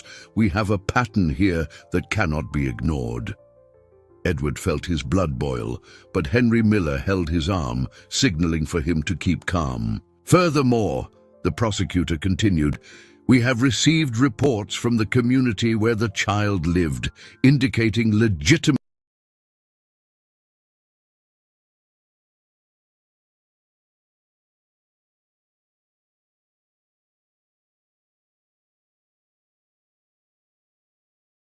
concerns about the petitioner's true motivations." "Your Honor," Henry Miller stood up, "these are unfounded speculations based on social prejudice. My client has undergone all necessary psychological evaluations, has a clean record, and has demonstrated a genuine interest in the minor's well-being." The judge rapped his gavel, calling for silence. "I would like to hear from the minor." Sofia was called forward. She walked slowly, holding tightly to her diploma. When she reached the witness stand, her voice came out tiny, but clear. "Your Honor," Sofia's appointed attorney said, "the minor has repeatedly expressed her desire to stay with Mr. Montgomery." "Sofia," the judge addressed her directly, lowering his voice, "can you tell me how you feel about Mr. Montgomery?" Sofia looked at Edward, then at the judge. "He's the first person who didn't lie to me," she said, with a sincerity that cut everyone in the courtroom to the core. "When he promised he would take care of me, I believed him. And even when they took me from him, I still believe him. And why do you believe him? Because he could have left after my graduation and pretended he never saw me. But he didn't. He met Grandma Lourdes. He saw how we lived. And he still wanted to stay." The silence in the courtroom was absolute. "Sofia," the judge continued gently, Do you understand that if you go live with Mr. Montgomery, people will visit you regularly to make sure everything is okay? Yes, sir. But I prefer that to staying at the shelter. There are nice kids there, but it's not a real family. It was.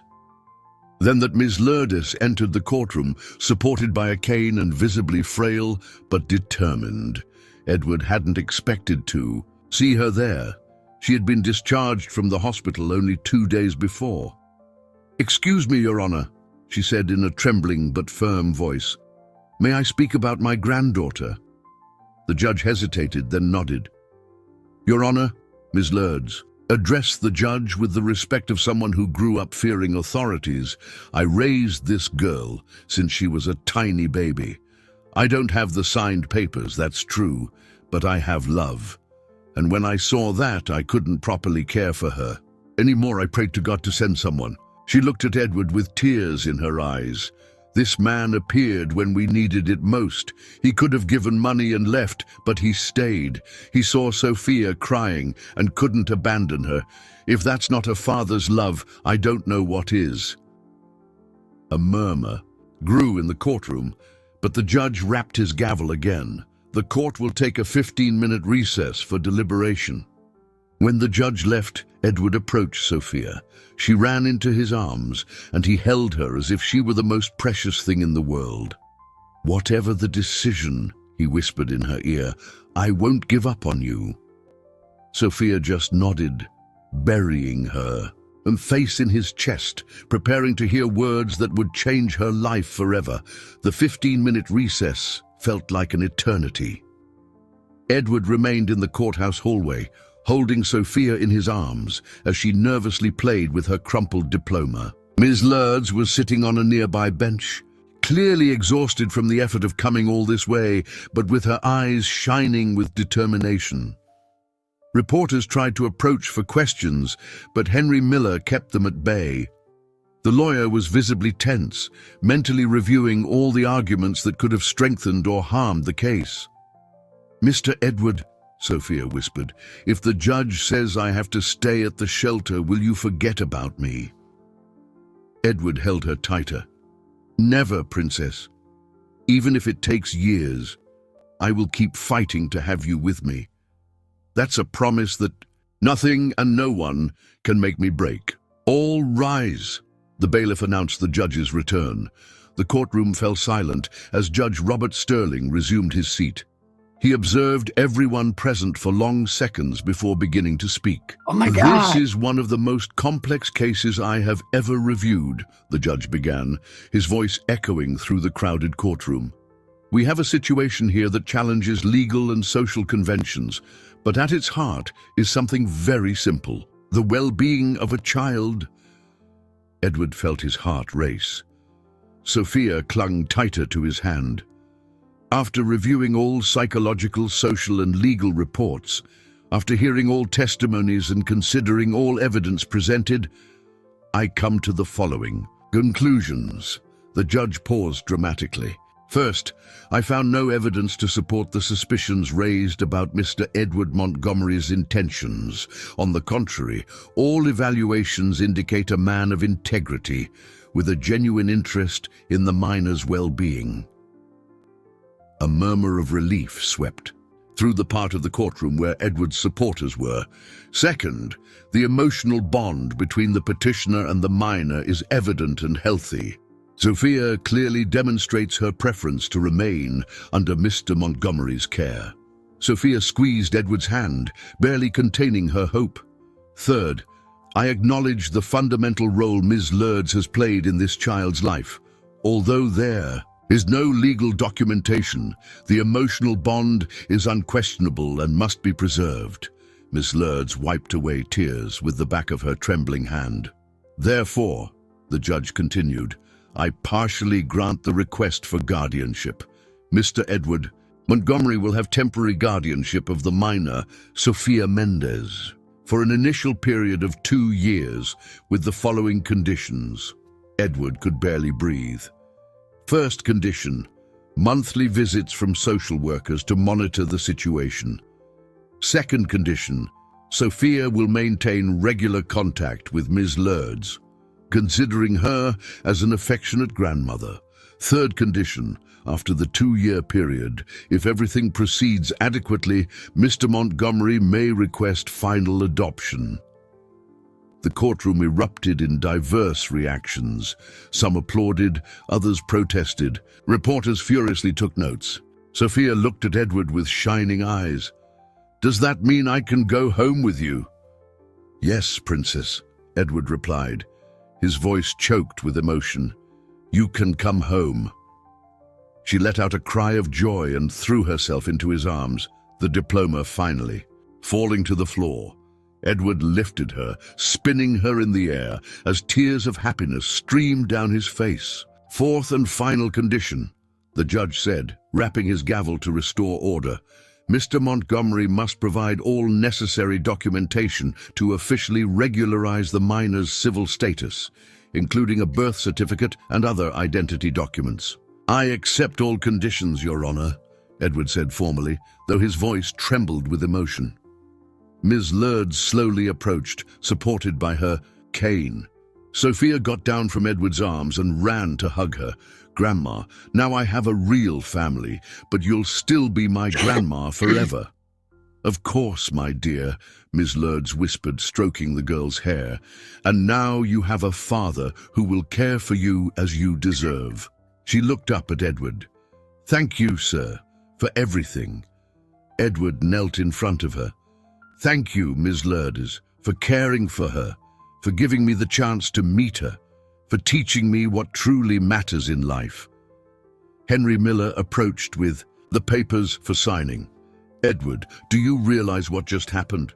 You didn't just win guardianship of Sophia, you set an important legal precedent for similar cases." But Edward barely heard the lawyer's words.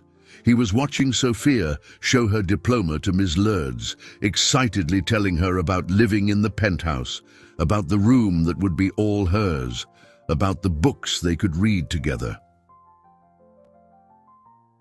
Leaving the courthouse, Edward carried Sophia in his arms as they walked toward the car. Reporters surrounded them, but he didn't answer any questions. There was only one thing he wanted to say. "Sophia," he said, opening the car door, "ready to go home?" "Our home," she corrected, smiling like he hadn't seen in weeks. "Our home," he repeated, knowing that those two simple words represented the greatest victory of his life. As they drove through the city, Sophia chattered about all the plans she had made during her days at the shelter. Edward listened with a smile on his face, realizing that his life had finally found a purpose that no fortune could buy. In the penthouse, Sophia ran to the room Edward had prepared especially for her, decorated with cheerful colors and filled with new toys. But she quickly returned to the living room, carrying only one thing, her graduation diploma. Daddy," she tested the word carefully. "Can I frame my diploma? It's where everything began." Edward smiled, finally understanding that sometimes the greatest miracles are born from the simplest and most desperate pleas. 2.5 years later, on a sunny Thursday afternoon, very much like the one that changed their lives forever, Edward parked the same black Mercedes in front of Northwood Elementary School. But this time, everything was different. Sophia jumped out of the back seat, now almost 10 years old, taller, and with a confident smile that radiated genuine happiness. She wore the impeccable uniform of the private school she attended, but had insisted on returning to the public school that special day for a presentation on overcoming adversity that she herself had proposed. "Daddy," she said naturally, a word that had become music to Edward's ears. "Do you think the kids will like my story?" "I'm sure they will, Princess," Edward replied, adjusting the small tie she had insisted on wearing to look more formal. "Your story can inspire many children who are going through difficulties." Ms. Marcia greeted them at the gate with a warm smile. In recent years, she had closely followed Sophia's transformation and had become one of the greatest advocates for the family they had built. "Sophia, how you've grown!" exclaimed the teacher. "And how is Miss Lourdes?" "Grandma Lourdes is great," Sophia replied excitedly. "She lives in a beautiful little house Daddy bought near our house. She has a nurse who takes care of her, and I visit her every weekend. We make fudge brownies together."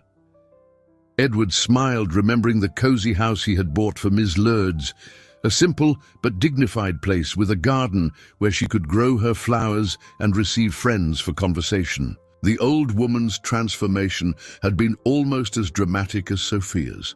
With adequate medical care and the peace of mind knowing her granddaughter was safe, she had regained much of her vitality. In the schoolyard, children of various ages gathered to listen to Sophia. She stood in the same spot where, years earlier, she had received her first diploma from her father's hands. On the wall behind her, a golden plaque announced the Sophia Montgomery Family Assistance Program, a social project Edward had created to identify and help children in vulnerable situations. "Hi, everyone," Sophia began with the natural ease of someone who had learned to express herself with confidence.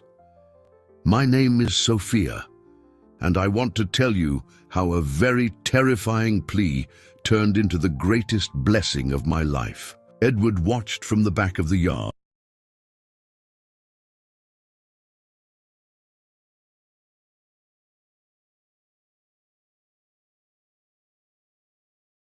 Alongside Henry Miller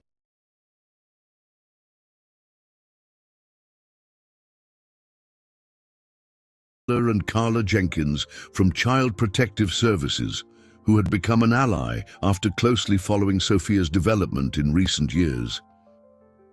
"A few years ago, I went to school here," Sophia continued.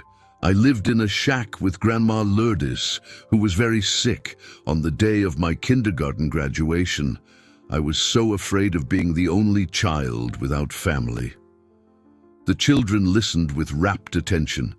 Many of them knew the feeling of feeling different, abandoned, without hope. Then I saw an elegant man getting into his car and I ran to him. I asked him, with my heart pounding so hard, if he could pretend to be my dad just for that day. Sophia looked at Edward, her eyes shining with gratitude. He could have said no. He could have driven away and pretended he never saw me. But you know what he did? He came back. He brought flowers and chocolate for everyone. And then he found out we needed much more than just a pretty graduation. Edward felt a lump in his throat, remembering that first moment of hesitation when he had almost fled from the responsibility Sophia represented. "Today I have a real family," Sophia said, her voice growing more emotional. "I have a dad who takes me to school, helps me with homework, and who never ever breaks his promises. Grandma Lourdes has a beautiful house and all the medicine So you'll find a stranger too, and he'll be your daddy too. Yeah, everybody she will needs. find a stranger. And I learned that sometimes, when you're brave enough to ask for help, incredible things can happen." A little girl in the first row raised her hand. "What if the person says no?" Sophia smiled wisely.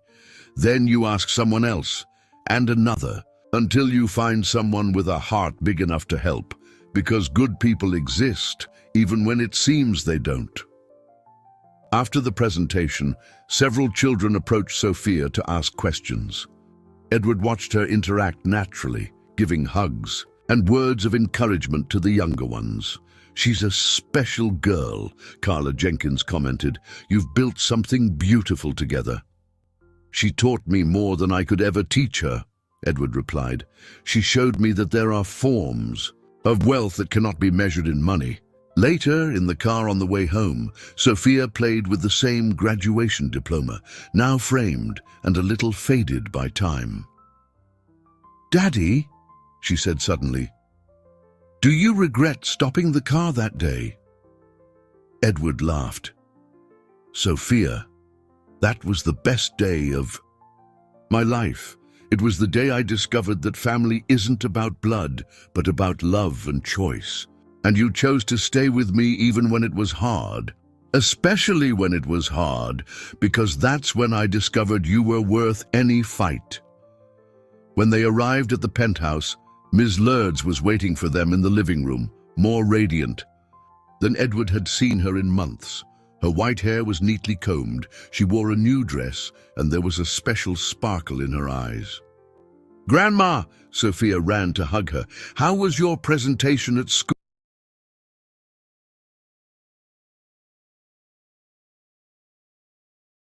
Grandma got drunk and is trying to get laid. She got a new sparkle in her eye and her hair's all done up. Grandma's drunk. School. It was amazing, Grandma. The kids asked a lot of questions, and I told them our whole story. Ms. Lourdes stroked the girl's face with infinite tenderness. "My granddaughter became a famous speaker," she said proudly. "Who would have thought that shy little girl I found in a dumpster would grow up to inspire other children?" Let me Edward remind approached you of where you and came kissed from. Ms. Lourdes' forehead, a gesture that had become natural over the years. "How was your doctor's appointment today, Ms. Lourdes?" "Excellent. The doctor said I'm getting stronger every day. That's why I'm He even drunk. joked that at 88 I have the energy of a 70-year-old. They laughed together, three people who had found a unique and What perfect does that way to little be a girl know family. about that? She didn't That know night, that. when Sophia was already asleep, Edward stood in his office looking at the photos on the wall. Sophia on her first day of her new school. Sophia and Ms. Lourdes making fudge brownies. Sophia receiving an award for best student in her class. Dozens of moments that documented the extraordinary journey they had traveled together. But his favorite photo remained the first one. Sophia on graduation day, holding her diploma and smiling next to him in the Northwood Elementary School yard. It was where it all began, where a desperate little girl and a lonely man discovered that sometimes the most improbable encounters create the truest families. Edward picked up the phone and dialed Henry Miller's number. "Henry, it's Edward. I think it's time to file for final adoption. I want Sophia to be officially my daughter." "Finally!" The lawyer chuckled on the other end of the line. "I've Wait, been waiting for that wait call." a minute. What did he say? Wait. These AI inflections are hilarious. He just said, "Hello." "I want Sophia to be officially my daughter." "Finally!" The lawyer chuckled on the Oh my God. What did he say? I want to. What did he say? Wait a minute. Finally,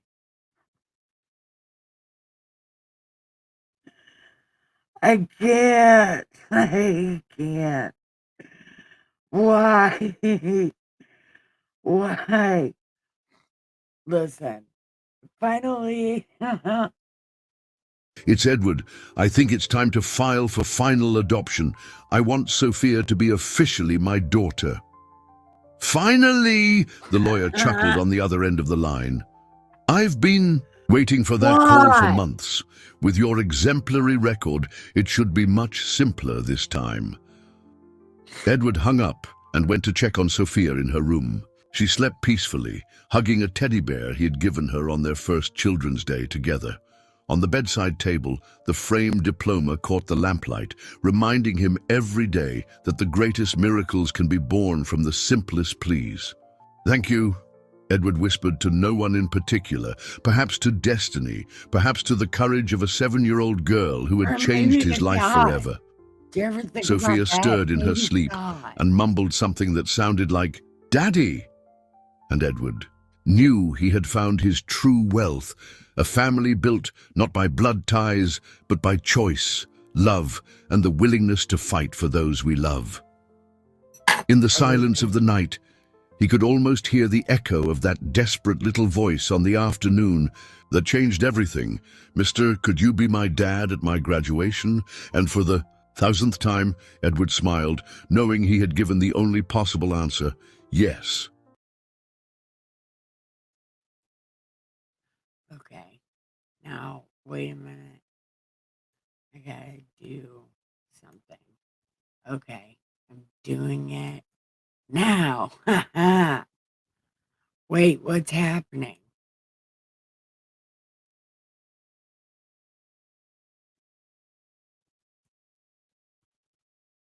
Oh, what's happening? Wait a minute. Wait a minute. I don't know what's happening.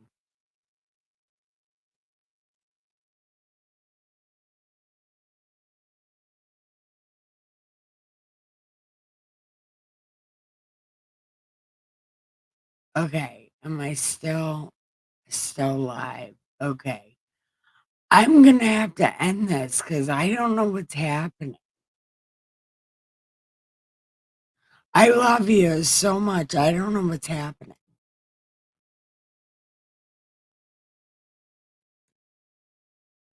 Oh, okay.